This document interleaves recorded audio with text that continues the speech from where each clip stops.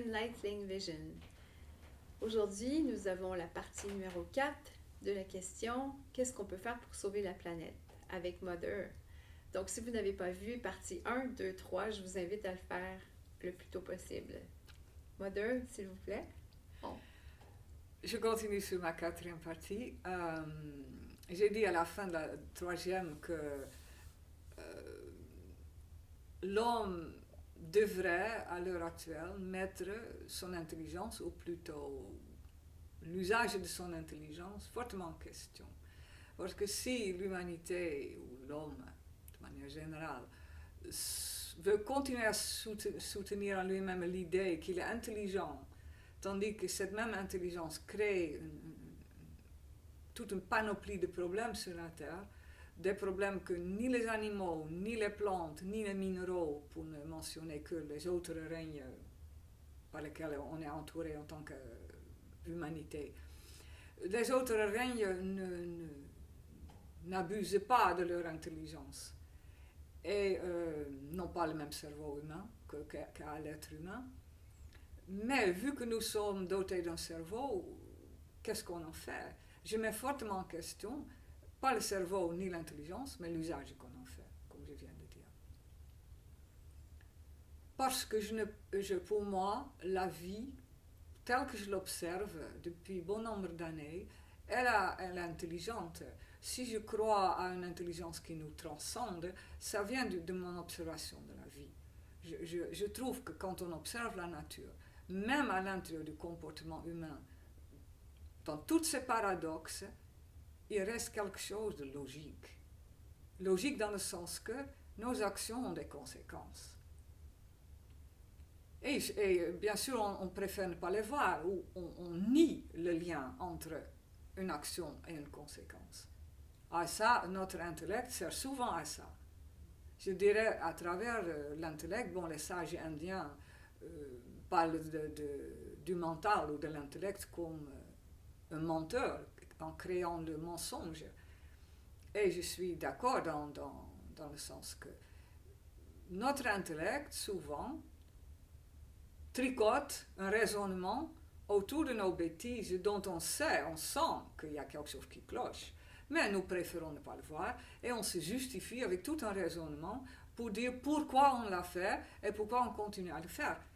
Mais est-ce que ce n'est pas un mauvais usage de notre intelligence? Parce que si on est vraiment intelligent, on doit avouer qu'il y a eu des causes derrière certaines conséquences.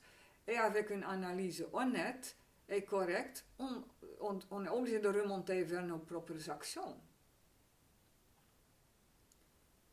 Bien sûr, avec ça, on reste pour l'instant à la périphérie. Mais si on raisonne encore plus loin, on va voir que derrière les causes visibles, ou les conséquences visibles, il y a des causes qui ne sont pas visibles.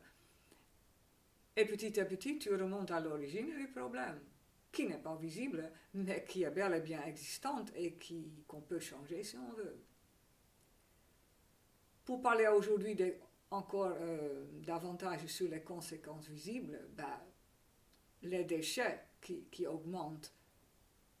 Tant que ce sont des déchets dont la Terre peut se débarrasser, parce qu'on peut parler des déchets naturels ou des déchets biodégradables dans un laps de temps raisonnable, même si l'homme abuse, ça va encore.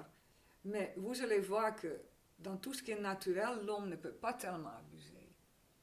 Bien sûr, il peut se créer des palais, utiliser une quantité énorme de bois ou de pierre, mais ça, ce n'est pas le problème dans l'absolu. S'il commence à se gaver de nourriture, il n'a qu'un estomac et au bout d'un moment, ça s'arrête. Ou bien il devient obèse, il ne peut plus bouger. Je dirais, si on laisse les choses à l'état naturel, comme c'était le cas jusqu'à, disons, il y a 200 ans, déjà naturellement, les bêtises étaient restreintes parce que c'était difficile d'aller au-delà. Ça ne servait même à rien. Ça ne sert à rien de cultiver trop de nourriture si tu ne peux pas le manger, ou de créer une maison et tu n'arrives même pas en un jour de marcher d'un bout à l'autre. Je veux dire, ça devenait pour l'homme à l'époque, c'était irraisonnable, il n'y pensait même pas, ça n'avait plus de sens.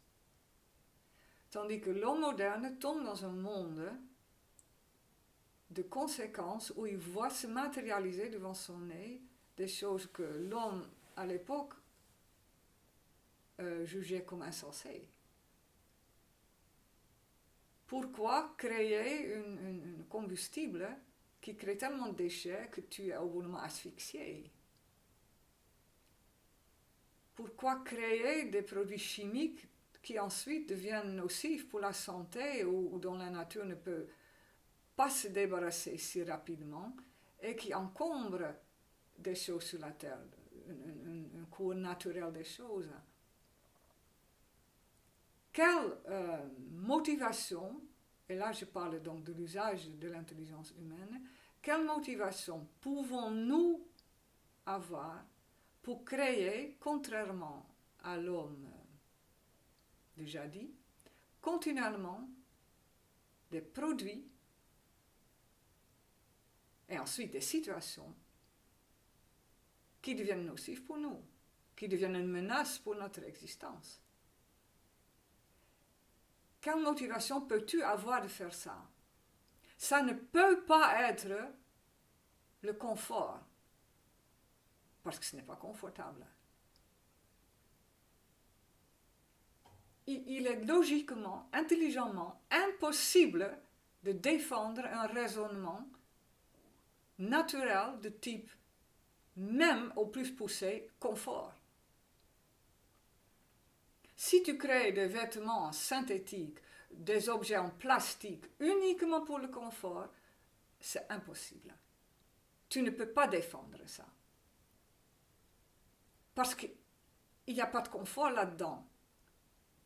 Tu ne crées que l'inconfort à travers les déchets, à travers l'impact que ça a sur l'environnement. Il y a, si tu raisonnes vraiment, sérieusement, honnêtement, quelque chose d'insensé là-dedans. Ça veut dire qu'une intelligence qui est utilisée pour améliorer des choses naturelles, pour amener les choses naturelles à un meilleur fonctionnement, ça reste logique, intelligente. Une intelligence qui pousse au-delà de ses limites et devient créatrice ou qui engendre des produits dont la Terre naturellement ne peut plus se débarrasser dans un temps raisonnable. Et si tu utilises vraiment bien cette intelligence, tu peux dire que tu crées des produits, tu peux en créer tout autant d'autres qui sont moins nocifs et qui pourront faire l'affaire. Si tu le fais malgré tout, tu as d'autres projets en tête. Mais ni le vrai confort, ni le bien de l'humanité. Et je pense que la seule chose que l'homme n'a pas vraiment fait, c'est se mettre contre le mur et raisonner jusqu'au bout avec cette intelligence dont il dispose. Et pour se dire, oui, mais dans ce cas, mon gars, tu cherches peut-être le gain facile. C'est-à-dire gagner de l'argent de la manière la plus rapide, la plus facile, avec le moindre effort, au détriment des lois naturelles, de la Terre et finalement de l'humanité. Ça veut dire que si tu raisonnes mathématiquement, sincèrement, la seule raison que tu peux trouver à l'heure actuelle derrière les problèmes environnementaux, c'est l'usage de l'intelligence à des fins purement égoïstes, purement pécuniaires, pour qu'une poignée de gens puissent, sur la Terre, gagner le plus facilement possible, le plus d'argent possible, en créant des produits dont finalement, au fond, personne n'a besoin. Et si on l'achète, c'est parce qu'on ne trouve plus rien d'autre. Et ça c'est notre responsabilité collective, parce qu'au début, on a bien voulu jouer le jeu avec ces quelques fortunés qui nous ont mis à disposition par l'industrie ces produits. On a bien voulu jouer le jeu avec eux, probablement pour les mêmes raisons, parce que nous aussi, on pensait gagner quelque chose là-dedans. Et qu'est-ce qu'on pensait gagner? Ça aussi, c'est une affaire non avouée. On voulait ne plus faire avec, je ne sais pas en français comment ça s'appelle, un ensemble, par exemple. Tu achètes à l'époque, quand un couple se mariait, ils achetaient certaines choses, même beaucoup de choses pour toute la vie. La vaisselle, un bel ensemble de vaisselle, bien sûr les choses se cassent, mais pas de la même façon. De l'argenterie, des meubles, ça c'était acheté pour bon nombre d'années, voire une vie. Et on faisait un honneur de les traiter bien, de les soigner, de s'en occuper comme il faut. L'homme moderne n'a plus du tout cette attitude. Sauf pour des choses auxquelles il tient énormément, comme sa voiture, certains hommes pour leur voiture, ou certaines femmes pour certains bijoux. Mais c'est devenu de plus en plus rare. C'est-à-dire qu'on est arrivé dans une société jetable.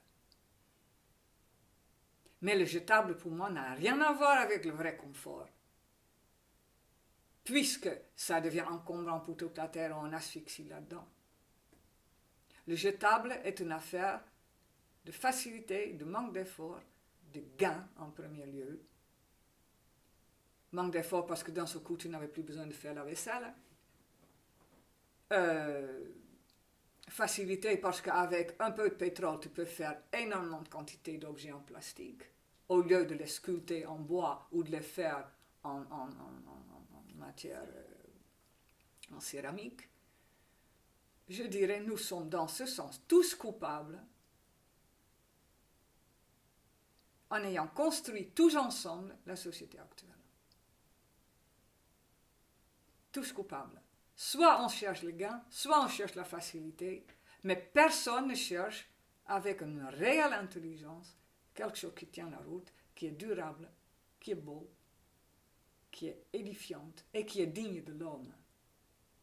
Parce que je dirais, la seule chose dans le passé qu'on peut garder, bien sûr, une vie trop rudimentaire, trop accablante, où on doit encore chercher l'eau et faire feu avec du bois coupé et chercher dans la forêt, bien sûr, ça, si on peut le changer, je l'ai dit déjà dans une autre émission, ça sera bien. Mais les bonnes habitudes de nos ancêtres, je pense qu'on doit les reprendre ou les garder. C'est-à-dire que chercher des choses qui ont été construites avec la main de l'homme, qui sont durables et qui nous obligent à en prendre soin, à avoir de l'amour pour ce qu'on possède. Et ça, c'est autre chose que posséder pour jouir, pour montrer aux autres ta richesse. C'est l'amour pour ce que tu possèdes raisonnablement, dans une quantité raisonnable, dans une qualité le plus élevée que tu peux te fournir, parce que plus ça a de la qualité, plus longtemps que ça dure, mieux c'est, plus solide c'est. Cette mentalité, je pense, on doit regarder du passé. Cette attitude de nos ancêtres était la bonne attitude. Une forme de gratitude vis-à-vis des matériaux que la terre nous met à notre disposition pour pouvoir vivre, le bois, l'argile, l'eau, tous les matériaux dont on disposait pour faire, quand même, il y a eu des cultures qui étaient très raffinées malgré tout, mais qui restaient encore dans des limites des lois naturelles, donc qui n'étaient pas autant gaspillantes et détruisantes que nous. D'après moi, il est tout à fait possible que l'homme vive une vie, je dirais justement, digne de l'homme, s'il revient sur les choses de base qui ont été valables durant tout temps et qui restent valables. Et c'est son rapport avec la matière, l'amour qu'il a pour elle, le fait qu'il n'a pas le droit d'en abuser. Simplement pour gagner beaucoup d'argent, et ensuite, qu'est-ce qu'il fait avec cet argent? C'est encore une autre question. Je pense que le bon côté du passé, on peut tout à fait garder, on devrait le reprendre. Mais ça va demander la volonté d'être humble et de se rendre compte qu'on doit quelque chose à cette matière que la Terre nous fournit, ou l'intelligence qui nous transcende à travers la Terre nous fournit tous les jours. Et cette matière demande d'être aimée, respectée, et a besoin d'une vie durable, et la main de l'homme pour être correctement fabriquée. Merci, Mother. C'était la partie 4 de la réponse de Mother sur la question qu'est-ce qu'on peut faire pour sauver la planète. Donc, abonnez-vous et laissez-nous vos commentaires. Nous ferons un plaisir de vous lire. Donc, à la prochaine.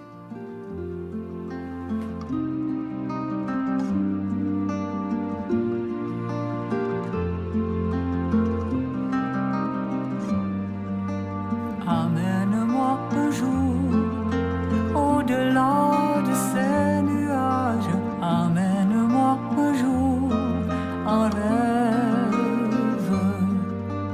Amène-moi un jour au-dessus de toutes les vagues. Amène-moi un jour, pourrais-je toute la vie, la trame d'une même histoire, toute la vie, une quête qui se poursuit